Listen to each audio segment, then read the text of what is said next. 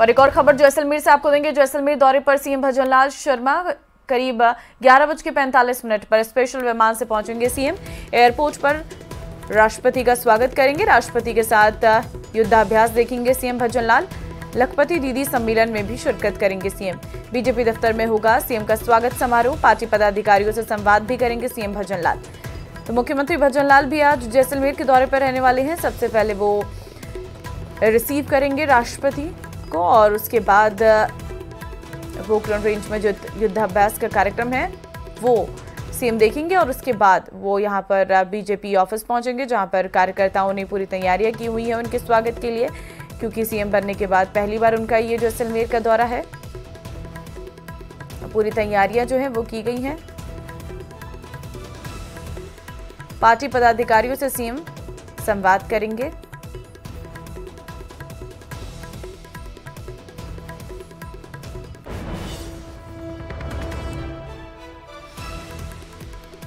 तो विधानसभा चुनाव में बीजेपी के लिए प्रदेश की कानून व्यवस्था एक बड़ा मुद्दा रहा। अब यही मुद्दा बीजेपी के सत्ता में आने के बाद उनके खिलाफ विपक्ष नहीं बनाए, इसको लेकर बीजेपी सरकार ने सत्ता संभालने के साथ ही प्राथमिकता में रख दिया है इसे।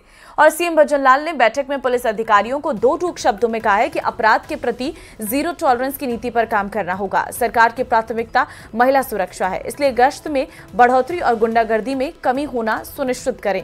दरअसल सीएम भजनलाल शर्मा ने गृह विभाग और पुलिस अधिकारियों के साथ बैठक की और बैठक में पुलिस अधिकारियों को प्रदेश की कानून व्यवस्था को सुदृढ़ करने के लिए सीएम भजनलाल ने निर्देश दिए।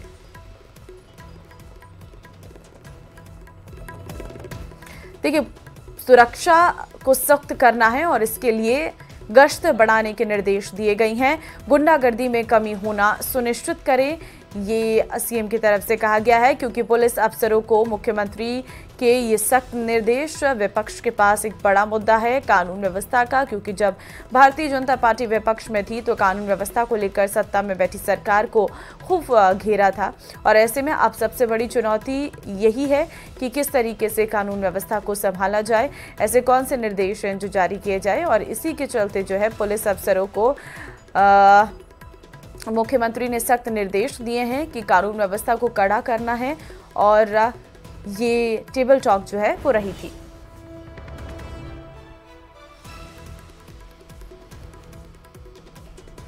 और लोकसभा चुनाव 2024 की तैयारियों को लेकर बीजेपी हेडक्वार्टर में आज दूसरे दौर की बैठक होने वाली है। इससे पहले 22 दिसंबर यानी शुक्रवार को पहले दिन की बैठक हुई, जिसमें पीएम मोदी, पार्टी अध्यक्ष जेपी नड्डा समेत कई सीनियर नेता बैठक में मौजूद रहे। यहां 2024 में होने वाले लोकसभा चुनाव की रणनीति पर चर्चा हुई। बैठक में पार्टी के अलग अलग विंग और राज्य इकाइयों को लोकसभा चुनाव की 2 दिन तक चलने वाली इस लोकसभा बैठक में चुनाव की रणनीति पर चर्चा हो रही है। इस बैठक में मोदी सरकार की चल रही योजनाओं को जनता तक कैसे पहुंचाना है, इस पर चर्चा हो रही है। बैठक में पार्टी के अलग अलग विंग और राज्य इकाइयों को लोकसभा चुनाव की तैयारी के निर्देश दिए जाएंगे।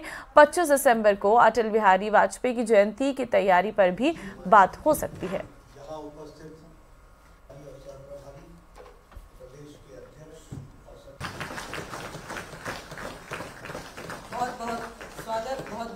तो देखिए, लोकसभा चुनाव के लिए बीजेपी का ये महामंथन है और महामंथन भारत माता की।